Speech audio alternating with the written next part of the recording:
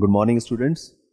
कल के वीडियो के बाद काफ़ी अच्छा रिस्पांस मिला और काफ़ी डाउट्स मुझे स्टूडेंट्स ने पूछे। उनमें जो सबसे ज़्यादा जो मुझे अभी पता लगा कि स्टूडेंट्स को अभी भी सबसे ज़्यादा डाउट इस चीज़ का रहता है कि किस ऑप्शनल को चूज़ करना है, विच ऑप्शनल। तो मैं आपको बहुत जल्दी आपके इस डाउट को दूर करूँगा। देखो, यूपीएससी के एग्जाम में प्री मेंस एंड इंटरव्यू में केवल यूपीएससी आपको एक ही चॉइस देती है। मतलब ये कि any other subject like GS, S A and interview pre, everything is compulsory for every student. लेकिन when it comes to optional तो UPSC gives you only one choice, कि केवल एक ही जगह है जहां पे यूपीएससी स्टूडेंट्स को चॉइस देती है और यूपीएससी यहीं पे स्टूडेंट्स को कंफ्यूज करती है। यूपीएससी अराउंड 20 to 23 ऑप्शनल्स में ऑप्शन देती है कि कोई स्टूडेंट किसी भी बैकग्राउंड का हो, उसको एक सब्जेक्ट लेना होता है। वो पब्लिक एडमिनिस्ट्रेशन हो सकता है, हिस्ट्री हो सकता है, सोशियोलॉजी हो सकता है, इंजीनियरिंग के सब्जेक्ट हो सकते हैं। और स्टूडेंट इस सब्जेक्ट को चूज करने में बहुत ज़्यादा कंफ्यूज होते हैं और कई बार वो एक सब्जेक्ट को पढ़ने के बाद 2-3 साल के बाद उसको चेंज करते हैं क्योंकि वो गलत डिसीजन लेते हैं। और इसलिए ये सेशन आपके लिए बहुत इंपॉर्टेंट है। प्लीज इस सेशन को पूरा सुनिएगा, समझिएगा लॉजिकली, तो आपको पता लगेगा कि क्यों पब्लिक एडमिनिस्ट्रेशन जो मैंने बताया है, why, and I mentioned 15 reasons why public administration is the best optional among all other optionals which are given or prescribed by UPSC. Okay, एक एक चीज को ध्यान से समझिए। सबसे पहले मैं जनरल बात करता हूं। यूपीएससी ने अगर आपको 20 या 22 ऑप्शंस दिए हैं चूज करने के लिए, तो उसमें कंफ्यूजन तो नेचुरल है, लेकिन उस नेचुरल कंफ्यूजन में फिर आपको उन 22 ऑप्शनल में से 2 या 3 अपने लिए आइडेंटिफाई करने हैं। फॉर एग्जाम्पल, अगर आप मैकेनिकल इंजीनियरिंग से हैं तो आपको मैकेनिकल इंजीनियरिंग एक सब्जेक्ट हो सकता है। अगर आप हिस्ट्री बैकग्राउंड से हैं तो आपका हिस्ट्री एक ऑप्शन हो सकता है। लेकिन अगर आप कंप्यूटर साइंस से हैं, इंफॉर्मेशन टेक्नोलॉजी से हैं, तो फर्स्ट ऑफ ऑल तो वो सब्जेक्ट यूपीएससी प्रोवाइड ही नहीं करता है। तो वो कंफ्यूजन तब आता है, पहली बात, अगर आपका कोई ग्रेजुएशन नहीं है। फिर दूसरा क्वेश्चन आता है, जिन लोगों का सब्जेक्ट हिस्ट्री है, जिन लोगों का सब्जेक्ट इंजीनियरिंग का सब्जेक्ट है, वो लोग क्यों पब्लिक एडमिनिस्ट्रेशन और सोशियो लेके सिलेक्ट हो जाते हैं और वो इंजीनियरिंग का सब्जेक्ट क्यों नहीं लेते। मैंने यूपीएससी को 2 बार क्लियर किया है। मैं इंजीनियरिंग बैकग्राउंड से आता हूं और मैंने भी पब्लिक एडमिनिस्ट्रेशन से ही क्रैक किया है। इस ईयर का जो rank 1 Shubham, engineering IIT Bombay, और उसने भी किसी आर्ट साइड के सब्जेक्ट से ही क्लियर किया है। Last year engineer Pradeep Singh rank 1, उन्होंने भी इंजीनियरिंग सब्जेक्ट ना लेके रैंक 1 पब्लिक एडमिनिस्ट्रेशन के साथ लिया है। इसका मतलब है कि कोई रीजन है, कोई पैटर्न है, कोई लॉजिक है जिसकी वजह से लोग अपने बैकग्राउंड को, अपने ग्रेजुएशन के सब्जेक्ट को ना लेके किसी ऐसे सब्जेक्ट को लेते हैं जिसको वो 3-4-6 महीने में पढ़ के और यूपीएससी क्रैक कर देते हैं। और कुछ लोग जो आईईएस में भी रैंक 1 लेके आ चुके हैं उस सब्जेक्ट से, लेकिन उसी सब्जेक्ट को लेके यूपीएससी सिविल सर्विसेज क्रैक नहीं कर पाते हैं। तो आप लोग प्लीज उन लोगों की जर्नी से कुछ सीखिए जिन लोगों ने उस जर्नी को चला भी है और क्रैक भी किया और 2 बार क्रैक किया है। एक और एग्जाम्पल मेरे छोटे भाई का, he was also engineer, he also took public administration, he also cracked 2 times, in fact he also got like highest marks in public administration. तो मैं इस बात से आपको क्या बता रहा हूं कि इंजीनियरिंग के लोग और किसी और बैकग्राउंड के लोग पब्लिक एडमिनिस्ट्रेशन को लेते हैं, रैंक 1 लेके आते हैं, ऑल इंडिया हाईएस्ट लेके आते हैं। इसका मतलब ये है, और क्यों वो इंजीनियरिंग के सब्जेक्ट लेके नहीं ला पाते। देखिए, आपको ये रीजन समझने पड़ेंगे। सिविल सर्विसेज एक ऐसा एग्जाम है जो आपकी केवल सब्जेक्ट की नॉलेज नहीं चाहता है, वो ये देखना चाहता है कि आप उस सर्विस के लिए फिट हो या नहीं। इस किसी भी पर्टिकुलर सब्जेक्ट को लेने के बाद क्या आप उस सर्विस को अच्छे से कर पाओगे, क्या आपकी एनालिटिकल स्किल्स, क्योंकि यूपीएससी में और सिविल सर्विसेज में केवल आपकी एनालिटिकल स्किल्स काम नहीं आती हैं, आपकी मेंटल स्ट्रेंथ को चेक किया जाता है, आपके उस एप्टीट्यूड को चेक किया जाता है जो इस एग्जाम के लिए जरूरी है और जो इस सर्विस के लिए जरूरी है। इसलिए आप बहुत सारे टॉपर्स देखेंगे जो इंजीनियरिंग बैकग्राउंड से आते हैं और किसी और बैकग्राउंड से आते हैं, लेकिन वो सब्जेक्ट को इजी लेते हैं। तो वो इजी क्यों है? कुछ लोग आपको बोलेंगे हर सब्जेक्ट इक्वल है और हर सब्जेक्ट से सिलेक्शन होता है। डेफिनेटली हर सब्जेक्ट से सिलेक्शन होता है, लेकिन उस सब्जेक्ट को पढ़ने में कितना टाइम लगा, उस सब्जेक्ट को पढ़ने में कितना मजा आया, उस सब्जेक्ट को पढ़ने में माइंड पे कितना कम प्रेशर पड़ा, उस सब्जेक्ट को पढ़ने से जीएस में कितना फायदा हुआ, और उस सब्जेक्ट को लेके हमारे सिलेक्शन के चांसेस कितने ज्यादा बढ़े। क्योंकि कहने में हर ऑप्शनल एक ही जैसा होता है, लेकिन फिर ऐसा क्यों होता है कि कुछ ऑप्शनल से ज्यादा सिलेक्शन होता है, कुछ ऑप्शनल से कम सिलेक्शन होता है। और इसमें यहाँ पे यूपीएससी हर साल एक रिपोर्ट निकालती है जिसमें ये होता है कि कितने लोग अपीयर हुए और कितने लोग फाइनली सेलेक्ट हुए। तो आप ये देखेंगे सक्सेस रेशो अगर किसी सब्जेक्ट का अच्छा है तो भी उस सब्जेक्ट को लेने के चांसेस बढ़ते हैं। अब मैंने यहाँ पे 15 रीजंस लिखे हैं, 15 reasons why public administration is the best optional. और मैं आपको every reason I will go through logically, ताकि आपको खुद पता लगे कि ये सब्जेक्ट पब्लिक एडमिनिस्ट्रेशन क्यों लेना चाहिए किसी भी बैकग्राउंड के लोगों को, और तो और हिस्ट्री ज्योग्राफी के बैकग्राउंड के लोगों को, और इंजीनियरिंग के स्टूडेंट्स को तो पब्लिक एडमिनिस्ट्रेशन ही लेना चाहिए। सबसे पहले मैंने लिखा है इंटरेस्टिंग। जब आप पढ़ेंगे कुछ और subjects, for example history, geography और पॉलिटी और इकोनॉमी, तो आपको इन चारों को पढ़ते वक्त एक चीज समझ में आ जाएगी कि सबसे ज्यादा इजी और इंटरेस्टिंग अगर कुछ है तो वो पॉलिटी है। उसमें हम बेसिक चीजें समझते हैं, हम न्यूज़पेपर से फील करते हैं, हम डेली लाइफ में फील करते हैं। तो पब्लिक एडमिनिस्ट्रेशन का जो सबसे इंपॉर्टेंट रीजन है लेने के लिए, पब्लिक एडमिनिस्ट्रेशन बहुत ही ज्यादा इंटरेस्टिंग है, क्योंकि वो आपको डेली लाइफ पे what is leadership, what is motivation, इसलिए नंबर 1 रीजन जो मैंने साइट किया है, और इसीलिए अदर बैकग्राउंड्स के लोग आते हैं और इसको पढ़ते हैं। सेकंड रीजन है इजी। इसमें इस सब्जेक्ट को पढ़ने में आपको इतना इजी फील होगा, आपको लगेगा ही नहीं कि आपका बैकग्राउंड नहीं है, और इसीलिए नए नए बैकग्राउंड के लोग इस सब्जेक्ट को लेते हैं और 3 से 4 महीने में कंप्लीट करते हैं और रैंक लेके आते हैं। इसलिए पब्लिक एडमिनिस्ट्रेशन इंटरेस्टिंग और इजी होने के साथ साथ this maximum useful in GS, S A and interview.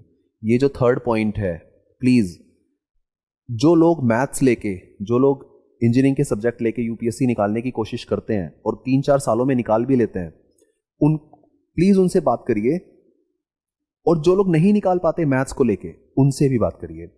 तब आपको ये समझ में पक्का आएगा कि स्टार्टिंग में हमें लगता है कि पब्लिक एडमिनिस्ट्रेशन ले या मैथ्स ले, मैथ्स में ज्यादा नंबर आ सकते हैं, लेकिन जब आप जीएस पढ़ेंगे और जीएस के इतने वास्ट सिलेबस में जब आपको एक सब्जेक्ट हर कदम पे फायदा देगा, हर कदम पे, this is the part of strategy, this is the part of strategy.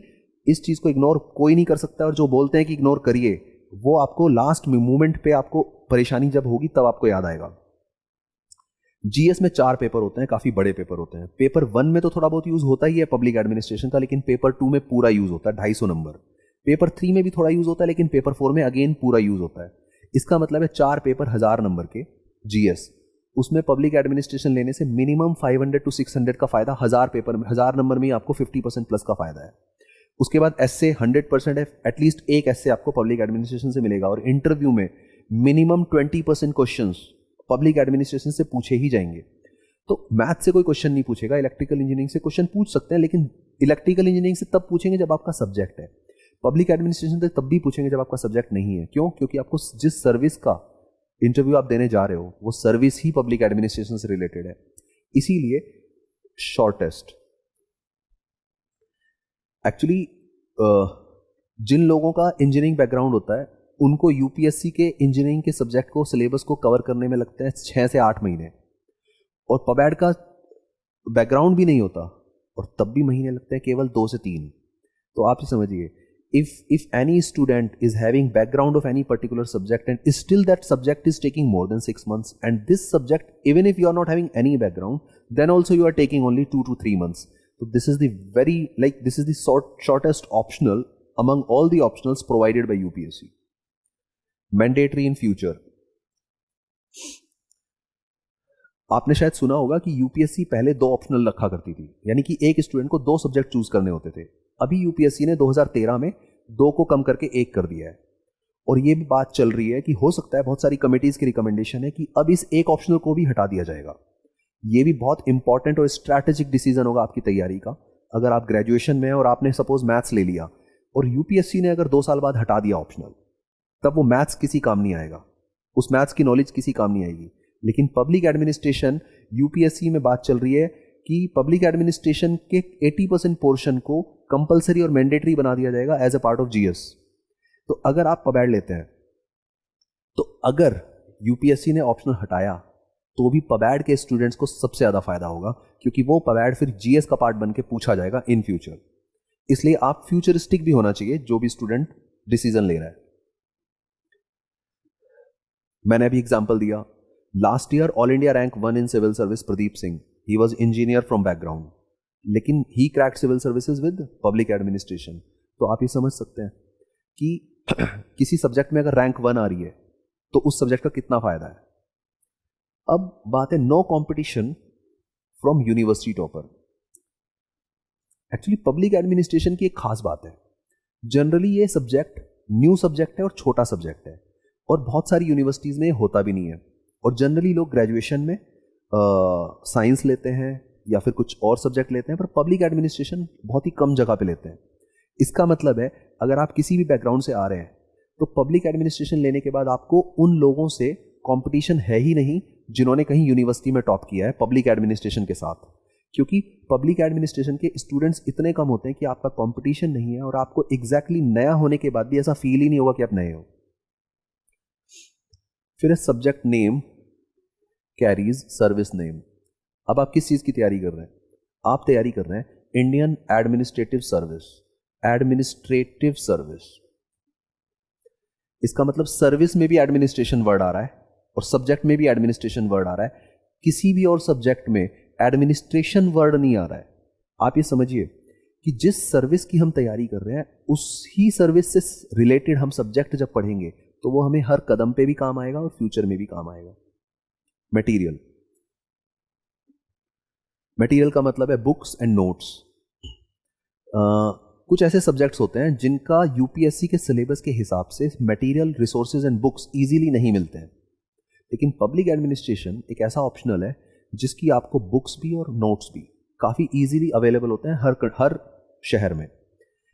ये भी एक इंपॉर्टेंट रीज़न है कि अगर आप पवेड लेते हैं तो आप अगर ऑनलाइन भी ऑर्डर करेंगे आपको जितनी भी बुक्स हैं 7-8 वो सारी की सारी तुरंत मिल जाएंगी।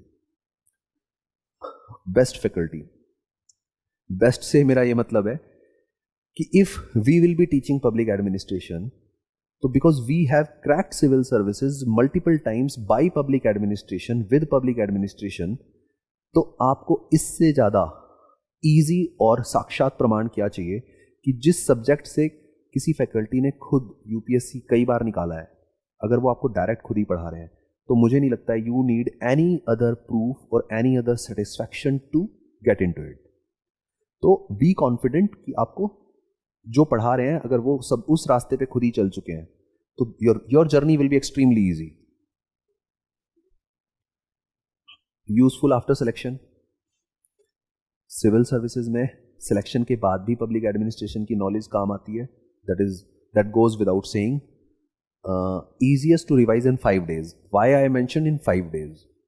Actually after GS, after जैसे मेंस होता है तो मेंस में GS के बाद 5 या 6 दिन मिलते हैं ऑप्शनल के लिए, और वो 5 और 6 days they are extremely important for cracking the exam. मुझे याद है कि मैं पेपर 2 को पेपर 1 के 2 घंटे के बीच में भी आधा रिवाइज कर लेता था क्योंकि वो बहुत छोटा था, इतने से नोट्स बन जाते थे।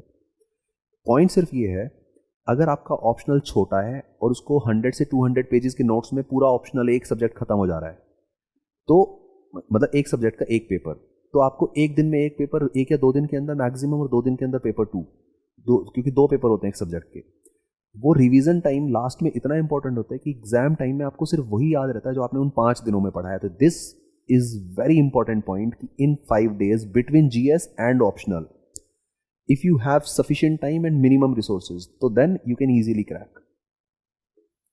Scoring. Why it is scoring? Actually public administration में कुछ भी ऐसा नहीं है जो आप लिख नहीं सकते हो। For example, what is leadership? What is motivation? तो अगर आपने कोई टॉपिक नहीं भी पढ़ा है then also you can write. It means you will attempt 100% questions, and if you attempt 100% questions तो your chances of getting good marks are little higher.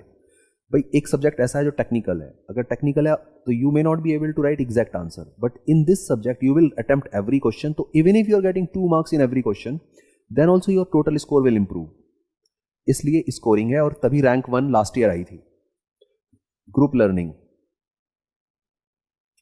Actually UPSC की प्रिपरेशन में sometimes you feel less motivated, उस time पे you need some friends. अब अगर कोई ऐसा subject है जिसमें फ्रेंड्स बहुत ही कम है, नंबर ऑफ एस्पिरेंट्स बहुत ही कम है, for example again engineering subject, उसमें तैयारी करने वाले लोग बहुत ही कम होते हैं, लेकिन पब्लिक एडमिनिस्ट्रेशन में you get sufficient number of people around you, तो at least you will have some friends with whom you can discuss easily अपनी प्रॉब्लम्स को, मोटिवेशन को। तो पब्लिक एडमिनिस्ट्रेशन में you will have some peer group जिनकी मदद से your preparation will be easy. और लास्ट है नो टेक्निकलिटी। नो टेक्निकलिटी भी आप समझ सकते हो कि पब्लिक एडमिनिस्ट्रेशन में जैसे मैंने बोला ना, leadership, motivation, these kind of theories, administrative theories, ये इतनी सिंपल है, कोई टेक्निकल वर्ड आता ही नहीं है। तो जब आप इस सब्जेक्ट को लेके तैयारी शुरू करते हैं तो आपको रियलाइज होता है कि within 3 months public administration खत्म भी हो जाता है and you become master in it and then you are well equipped to crack this exam. आपको अगर कोई भी डाउट्स हैं तो आप प्लीज अपनी क्वेरी पूछिएगा। कोई भी डिसीजन लेने से पहले किसी भी सब्जेक्ट का, चाहे वो पब्लिक एडमिनिस्ट्रेशन हो या कोई इंजीनियरिंग सब्जेक्ट हो या फिर ज्योग्राफी हो, एक बार 2 लोगों से जरूर बात करिएगा। एक तो उस सब्जेक्ट से लेके जो सेलेक्ट हुआ है और उस सब्जेक्ट को लेके जो सेलेक्ट नहीं हुआ है। आपको अपना रिप्लाई इतना अच्छा मिलेगा। मैं सिर्फ एक बात बता सकता हूं कि कुछ सब्जेक्ट तो इंसान लेने के बाद और सेलेक्ट होने के बाद भी पसंद नहीं करता है। ऐसे बहुत सारे एग्जाम्पल हैं। सपोज इंजीनियरिंग, इलेक्ट्रिकल इंजीनियरिंग का सब्जेक्ट या ज्योग्राफी, कई बार ऐसा होता है कि लोग सेलेक्ट भी हो जाते हैं इन सब्जेक्ट से, तो भी इन्हीं सब्जेक्ट की वजह से वो खुश नहीं रहते हैं सेलेक्ट होने के बाद भी। और कुछ सब्जेक्ट ऐसे हैं, for example public administration and I would say another subject which I like, sociology. इनको लेने के बाद सेलेक्ट होने वाले लोग भी और ना सेलेक्ट होने वाले लोग भी दोनों ही खुश रहते हैं, क्योंकि वो सब्जेक्ट की वजह से कभी भी ऐसा फील नहीं करते हैं कि उनका सिलेक्शन सब्जेक्ट की वजह से नहीं हुआ है। इसलिए सब्जेक्ट का डिसीजन बहुत इंपॉर्टेंट है। और एक बार टॉपर उस सब्जेक्ट का और उस सब्जेक्ट से लेके जो सेलेक्ट नहीं हुआ है, प्लीज इन 2 लोगों की राय देखिए and then take very well informed decision, क्योंकि सिर्फ ये एक ऐसा डिसीजन है जो आपका सिविल सर्विसेज जर्नी को 2 साल भी कर सकता है और 4 साल भी कर सकता है। इस डिसीजन में भले ही आप 10 दिन लीजिए, 15 दिन लीजिए, लेकिन once you take this beautiful decision then your journey will become extremely easy. ठीक है, चलिए, ऑल द बेस्ट। जितनी क्वेरीज हैं आप प्लीज पोस्ट करिएगा और मुझे पूरी उम्मीद है कि आप इन 15 पॉइंट्स को खुद भी एनालाइज करेंगे और बाकी सब्जेक्ट को भी 1 by 1 एनालाइज करके तब डिसीजन लेंगे। Right, all the best, thank you, keep moving.